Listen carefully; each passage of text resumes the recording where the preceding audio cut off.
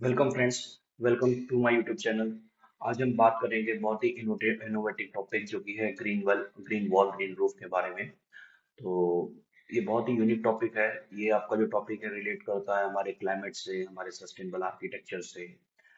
तो उसके अलावा ये एक बहुत ही इनोवेटिव टेक्नोलॉजी है जो कि एज हम पैसिव मेथड में भी हम इसको as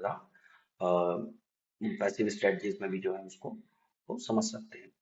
okay, so without delay, start. These are the my basic outline of this presentation. To start with general, then green wall के बारे में, then green roof के बारे में, then what are the design consideration and the benefits from this, then some interesting fact, and then in with the references. So what are the general? The first point is the कि ये project को एक value add करता है। जब भी हम कोई प्रोजेक्ट डिजाइन करते हैं और हम जब ग्रीन वॉल या ग्रीन रूफ का कॉन्सेप्ट इंट्रोड्यूस करते हैं तो उस प्रोजेक्ट को ये एक वैल्यू ऐड करता है कि हाँ ये कॉस्ट मतलब एक एक पॉइंट देता है, एक स्ट्रेंथन देता है। देन एस्थेटिक इम्प्रूव करता है। एक वेल बीइंग जो ऑक्यूपेंट का है उसमें ये कंट्रीब्यूशन देता है बिकॉज जो वो हमारी एयर क्वालिटी और बहुत सारी चीजों हैं विजुअल इफेक्ट उन सबको ये इम्प्रूव करता है। उसके अलावा बिल्डिंग की परफॉर्मेंस से अच्छी होती है। अ, उसको हम आगे टेक्निकलिटी में देखेंगे। देन उसके बाद इसको हम हर तरीके के प्रोजेक्ट्स में लमसम यूज कर सकते हैं, लाइक चाहे वो कॉमर्शियल हो चाहे वो रेजिडेंशियल बिल्डिंग हो, हर तरफ में। देन इसके अलावा इनोवेटिव ये लैंडस्केपिंग के लिए भी एग्जांपल है। सो हॉरिजॉन्टल और वर्टिकल। ओके, अब ग्रीन वॉल का जो मेथड है उसका मेनली सीधा सीधा एक कॉन्सेप्ट है कि जब हम प्लांट को वर्टिकली ग्रो करते हैं तो इट्स है ग्रीन वॉल। और जो ये कॉन्सेप्ट है बेसिकली देखा जाए तो वो बेबीलोन के हैंगिंग गार्डन से ये वहां से 700 जो वहां से ये इसको लिया गया है। तो कॉन्सेप्ट जो है ये वहीं से है। उसके अलावा अगर मेडिटेरेनियन क्लाइमेट की बात करें तो उनमें जो वाइन्स है वो कॉमनली यूज की जाती थी फॉर वॉल्स। और परगोला से जो है वो उनमें रखा लगाया जाता था ताकि वो समर के टाइम पे कूल रहे। ओके, इसके अलावा देखा जाए तो use of climbing plant to cover building walls in UK and central Europe in 17-18 शताब्दी के आसपास ये चालू हो गया था। उसके अलावा ये जो कॉन्सेप्ट है ग्रीन वॉल ग्रीन रूफ वो जर्मन आर्ट नेव्यू में भी दिखता है कि हाउस विद गार्डन और इनकरेज करता है। तो ये हमारे आर्ट की हिस्ट्री से पॉइंट आता है। ओके, अब start with the green wall. तो ग्रीन वॉल जो होती है वो सबसे फर्स्टली पेटेंटली किया गया था इसको स्टेनली हार्ट वाइट के थ्रू। देन पैट्रिक ब्लैंक ने ही सबसे पहले मॉडर्न ग्रीन वॉल डेवलप किया था। तो जो पेटेंट है वो है स्टेनली हार्ट वाइट के पास है, बट जो फर्स्टली जो मॉडर्न ग्रीन वॉल डेवलप हुई थी वो पैट्रिक ब्लैंक ने किया था। ओके, इसमें बेसिकली अगर देखा जाए तो कुछ स्ट्रक्चर मटेरियल्स होते हैं, इरिगेशन सिस्टम होता है, सम टेक्नोलॉजिकल इंस्ट्रूमेंट और जो भी है वो ग्रीन वॉल सिस्टम में हमारे लगाए जाते हैं। अब टाइप ऑफ ग्रीन वॉल्स में कौन कौन सी होती है हम उसके बारे में बात करेंगे। तो first one is the green facade. तो ग्रीन फसाड मतलब कि सीधे सीधे हम प्लांट्स को ग्रोइंग एक्सटर्नल वॉल पे ही हम ग्रो करते हैं, तो that is called the green facade. एक मेरा मानना है कि इसके लिए बहुत थोड़ा टफ प्रोसेस है ये। तो क्योंकि फिर बहुत सारी चीजें इश्यूज आ सकते हैं आगे। देन सेकंड जो है वो supporting structure based on across the facade. कि हम फसाड के पैरेलल ही है हम एक स्ट्रक्चर क्रिएट करें और उन स्ट्रक्चर पे जो है हम गाइडेड प्लांट और ग्रोथ सिस्टम हम लगाएं। ओके, अब उसमें मतलब उससे हमारे स्ट्रक्चर से वो सपोर्टेड होंगी। तो उस पर एक सम डिस्टेंस के बाद हम उसको एक वॉल को क्रिएट करते हैं। अब इसमें ये डिपेंड करता है कि उस पे लगने वाले जो भी हमारे प्लांट हैं वो गार्डन बोए सॉइल से ग्रोथ करेंगे या फिर हम उनको अल्टरनेट डिस्टेंस पे कंटेनर प्लांटिंग जैसे इसमें दिख रहा है कंटेनर प्लांटिंग के थ्रू हम इनको ग्रोथ करेंगे, ये हम डिसाइड कर सकते हैं। ग्रीन वॉल केबल सिस्टम तो हम इस इमेज में देख सकते हैं कि सॉरी ये इसमें ग्रीन वॉल केबल सिस्टम। तो इसमें क्या होता है कि अ, पूरी वॉल को एक कवर्ड कर दिया जाता है। ओके, और प्लांट जो है उनको या तो जमीन से थ्रू ग्रो करके नीचे से टुवर्ड्स ऊपर की साइड या फिर रूफ पे ग्रो करके उनको टुवर्ड्स डाउन साइड जो है लाया जाता है through the green wall cable system के थ्रू। ओके, देन जैसे कि हम लोग इसमें देख सकते हैं वॉल एंड रूफ से। ओके, ग्राउंड देन इसके बाद क्या होता है कि हमारे वॉल पैनल्स आते हैं जिसमें बाय डिफॉल्ट ऑलरेडी अलग अलग टाइप के ग्रीन प्लांट और ये सब चीजें उसमें होते हैं, जिसमें ऑलरेडी ड्रिप सिस्टम और ये सब चीजें होती हैं, अमाउंट ऑफ वाटर को रेगुलेट करना रेगुलर इंटरवल पे। करना। तो ग्रीन वॉल पैनल्स जो होते हैं ये भी हमारा लेटेस्ट टेक्नोलॉजी जो कि हम उसमें देख सकते हैं, इस तरीके से कुछ होता है। ओके, तो लास्ट में जो है वो वॉल पैनल के थ्रू हम करते हैं। तो टोटल देखा जाए तो 4 टाइप्स होते हैं। तो सॉरी फर्स्ट वन फसाड पे, सेकंड वन सपोर्टिंग करते हैं स्ट्रक्चर फसाड के parallelly, third one cable system के थ्रू लाते हैं, और चौथा जो होता है वो वॉल पैनल।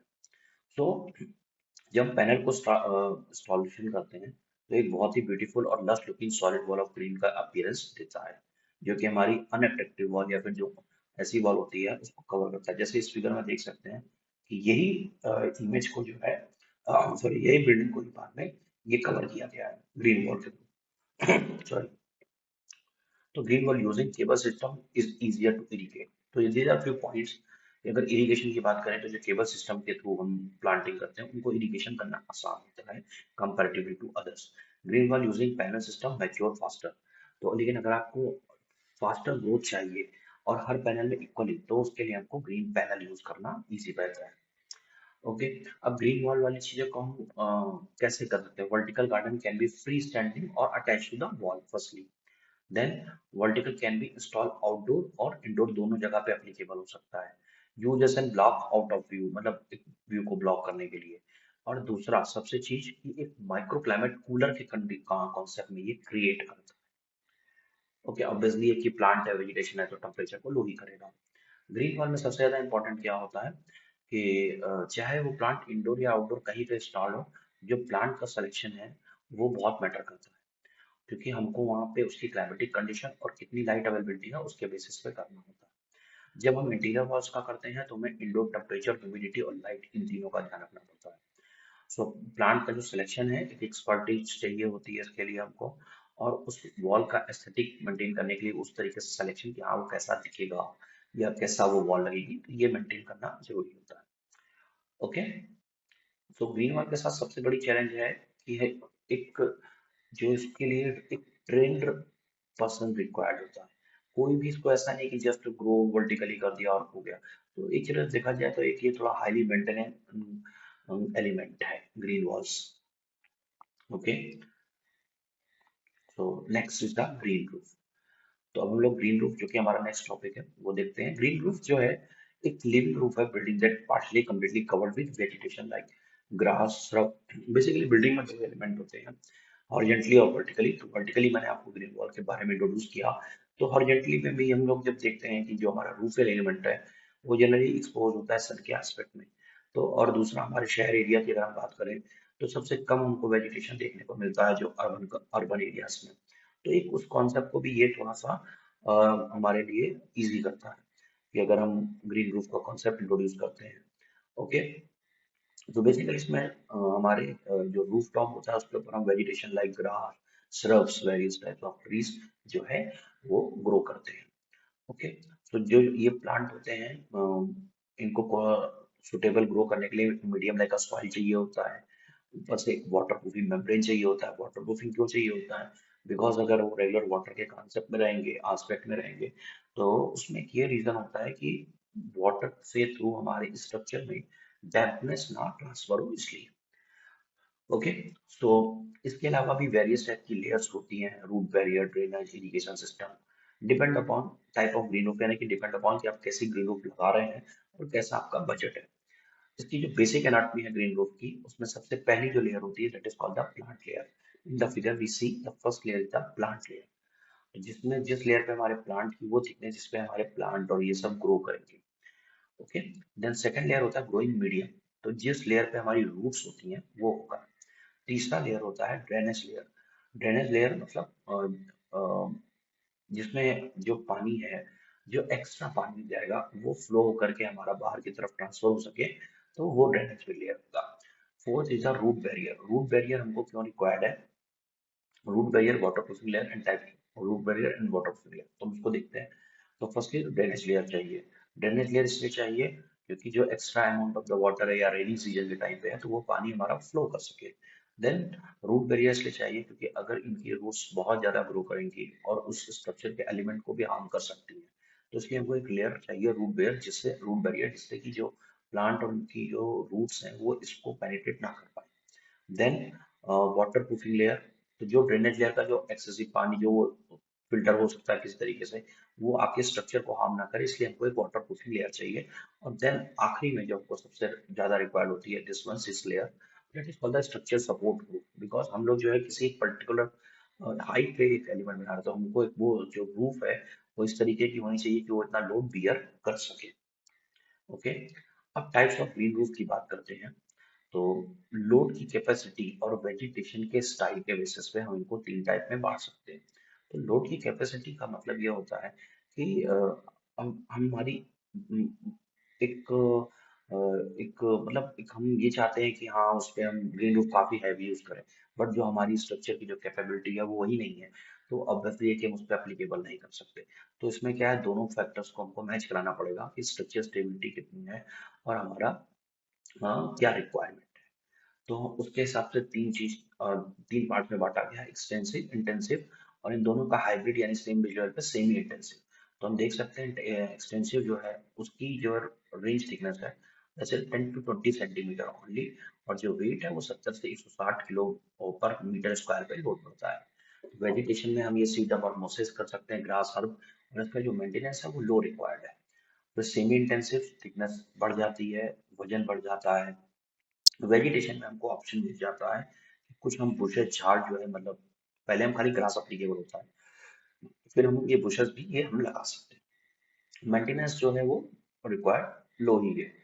इंटेंसिव में बेसिकली हम लोग प्लांट और ट्रीज कुछ हद तक ये सब भी इस पे एप्लीकेबल करते हैं, तो जिसके कारण एक वेट है फैक्टर वो बढ़ जाता है। और चूंकि ट्रीज है तो उसके लिए थोड़ा डेप्थ जो है मीडियम की रूट को ग्रो करने के लिए वो बढ़ जाती है। तो उस कारण जो थिकनेस है वो 40 से 100 centimetre depends upon which type of tree you want. Okay, तो ये बढ़ जाती है लेकिन इसके लिए मेंटेनेंस जो है वो काफी हाईली रिक्वायर्ड होता है। Okay, so start with first one, extensive. तो firstly lightweight होता है, low growing shrubs and ground covers are used. Okay, तो खाली ground cover यानी घास खाली यूज कर सकते हैं। Limited variety of plant is use कर सकते हैं, ये नहीं कि आप कुछ भी आप उस पे लगा दीजिए, तो it's not possible. Maintenance कम चाहिए होता है and irrigation भी obviously कम चाहिए होगा, और ये एक low cost green roof होगी। सेमी इंटेंसिव की बात करें तो it's a hybrid of extensive and intensive. So function as a public space जैसा करता है, मेंटेनेंस एंड इरिगेशन ग्रो थोड़ा बढ़ जाता है। इंटेंसिव में बेसिकली देखा जाए तो बहुत ही बड़ी वैरायटी हमको मिल जाती है प्लांट के सिलेक्शन के लिए। और दूसरा एक चीज देखा जाए कि ग्राउंड पे कभी कभी हमको बहुत शॉर्टेज होती है जो कि हमें कॉमन फैसिलिटीज देने के लिए, तो उन चीजों को हम लोग जो है गैदरिंग स्पेसेस को इन सबको हम लोग जो है रूफ टॉप पे जो है बना सकते हैं due to land shortage. But इसमें एक हायर मेंटेनेंस और एक इन्वेस्टमेंट जो है रिक्वायर्ड होती है। ओके, देन इसके बाद टाइप्स ऑफ रूफ को कन्वर्ट इनटू ग्रीन रूफ में किया जा सकता है किस किस टाइप की, तो वो है फ्लैट रूफ और स्लोपिंग और वॉल्टेड रूफ। स्लोप में भी एक लिमिटेशन है, मैं ये नहीं कहूंगा कि ऑल स्लोप।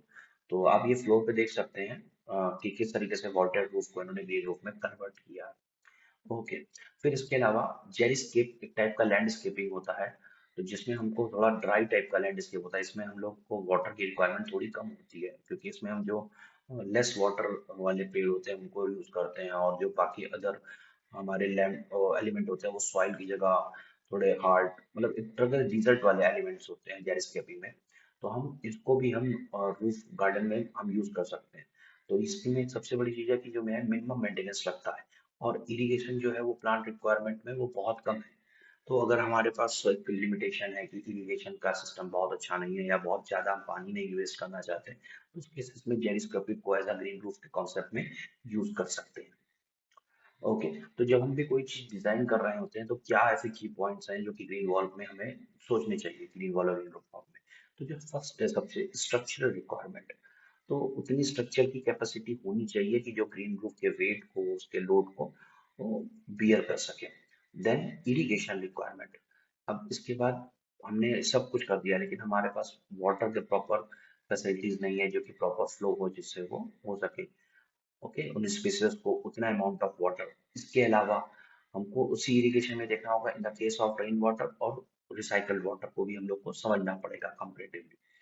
इसके अलावा एक और सबसे इम्पोर्टेंट चीज होता है स्टॉर्म वाटर रन ऑफ, कि in the case of rainy season पता चला कि पानी इतना ज्यादा फिल हो गया कि उसकी जो रूट्स है वो सड़ रही है, यानी कि वो खराब हो रही है। तो स्टॉर्म वाटर के केस में रन ऑफ होना चाहिए, इतना स्लो होना चाहिए कि जो पानी बारिश का हो वो फ्लो कर सके। इससे ये एक और फायदा आपको देती है डिजाइनिंग में कि आपका जो फायर का रिस्क है वो थोड़ा कम हो जाता है।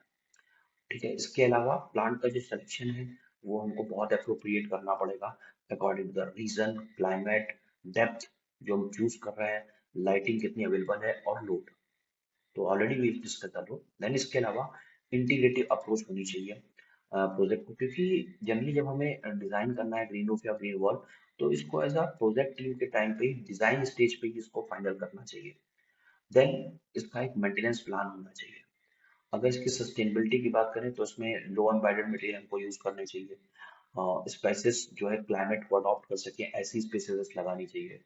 ओके, फिर इसके बाद कोशिश करना चाहिए कि जो हमारा इरिगेशन वाटर यूज हो रहा है वो रिसाइकल वाटर या फिर हम ऐसा यूज कर सके जो कि पानी हम स्टोरेज कर रहे हैं। देन इसके अलावा हमको उसमें कई सारे सेंसर्स भी लगाने चाहिए जो कि उनकी परफॉर्मेंस और इन सबको मेजर कर सके, लाइक वाटर को लेकर के कि कितना पानी है या नहीं है, दे रिक्वायर्ड और नॉट, उन्हीं बेसिस पे। तो जब हम ये सब पॉइंट कंसीडर करते हैं तो ऑब्वियसली है कि it's already comes in the sustainability. इससे हमको क्या क्या बेनिफिट्स होते हैं, तो reducing heating and cooling loss both. तो ये हमको बहुत बड़ा फायदा देता है कि गर्मी के सीजन में हमको वो एक जो है हीट के जो फैक्टर जो सन से है उससे प्योरली रिड्यूस कर सकता है, हम इसमें देख सकते हैं। तो ये हमको हीटिंग के में भी फर्क पड़ता है, और जब हमारा कूलिंग का टाइम आता है, कूलिंग सीजन होता है, तो उस दोनों केस में हमको ये फर्क करता है अंदर के लोअर इनर टेम्परेचर में। तो ये हमारे लिए दोनों तरफ से बेनिफिट है। तो जिस जगह पे ये दो सीजन्स होते हैं दोनों मिक्स्ड में, तो उस जगह पे देखा जाए तो ग्रीन वॉल और ग्रीन रूफ हमारी इजिली हमको प्रॉफिटेबल है। देन अर्बन का जो हीट आइलैंड इफेक्ट है जो बड़े स्केल पे हम देखते हैं कि अर्बन के कारण वहाँ पे जो है वहाँ का टेम्परेचर सराउंडिंग के जो ग्रीन एरियाज होता है उससे बहुत ज्यादा होता है, तो इसको हीट आइलैंड बोलते हैं। तो अर्बन का जो हीट आइलैंड है, ग्रीन वॉल और ग्रीन रूफ जो है ये कॉन्सेप्ट, ये जो है उनको रिड्यूस करने की कोशिश करता है, रिड्यूस करता है बेसिकली। क्योंकि जनरली अर्बन की सबसे बड़ी प्रॉब्लम होती है कि हमें कोई भी ग्रीन एयर स्पेस नहीं मिलता। बट इफ जो हमारा सबसे बड़ा एरिया होता है रूफटॉप, अगर we are providing a green space on that particular area, तो ऑब्वियसली है कि वो जो हीटिंग इफेक्ट है वो खत्म करता है सराउंडिंग में। इसके अलावा जो यूवी रेज का कंटेंट है वो हमारा यूवी रेज जो हमको वॉल और रूफ के थ्रू हमको मिलती है, वो रिसीव होती है सन के मीडियम से, वो चीजों को ये बिल्डिंग एनवेलप में आने से रोकता है। ओके, देन इसके अलावा स्टॉर्म वाटर का भी मैनेजमेंट है, क्योंकि ऑब्वियसली है कि स्टॉर्म जिस समय रेनी सीजन है तो उस समय हमें there are some of the amount of the water plant उसमें से यूज ही करेंगे उसको ग्रोथ के लिए, हम पानी को, है ना। और देन उसके बाद जो एक्सेस वाटर होगा दे रन ऑफ। इसके अलावा फायर का रिस्क बहुत कम हो जाता है, ये एक बड़ा पॉइंट है। देन नॉइस को भी प्लांट जो है वो एक तरह से एब्जॉर्ब करते हैं, तो इसलिए हमारी पूरी बिल्डिंग पे अगर हम ग्रीन वॉल या फिर ग्रीन रूफ का कॉन्सेप्ट ले रहे हैं तो वो नॉइस को है रिड्यूस करता है। बेनिफिट क्या हो सकते हैं इसके, मैं उसमें जो नेक्स्ट है उसमें इंडोर एयर क्वालिटी बहुत आपकी इंप्रूव होगी सराउंडिंग में जो माइक्रो क्लाइमेट क्रिएट होगा। उसके बाद आपका एक रिक्रिएट हैबिटेट, क्योंकि हम लोगों ने इन जनरल देखा है कि जहाँ पे पेड़ पौधे होते हैं वैसे भी वहाँ डोमेस्टिक जो बर्ड्स होती हैं हमारी दे विल कम। ओके, सो इसके अलावा इसमें ये भी है कि जो हमारा अर्बन एग्रीकल्चर है उसको भी बढ़ावा मिल सकता है, क्योंकि हाँ उनसे कई सारे फूड जो वैसे जो स्पेशली खाली कंटेनर में उग सकते हैं, तो उस तरीके से हम एक लो स्पेस रिक्वायरमेंट तो उनको हमारे लिए हेल्पफुल है। देन जो हमारे वेरियस टाइप की अथॉरिटीज ग्रीन बिल्डिंग सर्टिफिकेशन देती है उसमें ये कंट्रीब्यूशन फैक्टर है। There are few interesting fact. तो जो कंट्री है Germany has the most green roof cover. अगर जर्मनी कंट्री वाइज देखा जाए तो जो जर्मनी है उसमें सबसे ज्यादा ग्रीन रूफ कवर है in term of green roof. Okay, तो जितना वहाँ पे सबसे ज्यादा ग्रीन रूफ कवर है, टोरंटो जो है वो फर्स्ट नॉर्थ अमेरिकन सिटी है जो कि मैंडेट किया है इसने ग्रीन रूफ इंस्टॉलेशन को इन लार्ज बिल्डिंग। तो लॉज में लाने वाला सबसे पहला टोरंटो है सिटी, और शिकागो जो है वो सबसे ज्यादा नंबर वाला ग्रीन रूफ सिटीज है किसी भी यूएस के किसी भी पार्ट में। अभी इंडिया को लेकर के इसका कोई मेरा डाटा भी बहुत ज्यादा नहीं है, तो लेकिन जो बेसिक तीन ये जो है वो ये इंटरेस्टिंग फैक्ट है। Okay, then this is my references. So there is a course I have done from the Udemy website. So you can also do it. Okay, thank you. Thank you so much. Please, if you want this presentation, so please check my caption and please like my video and subscribe my channel. Thank you.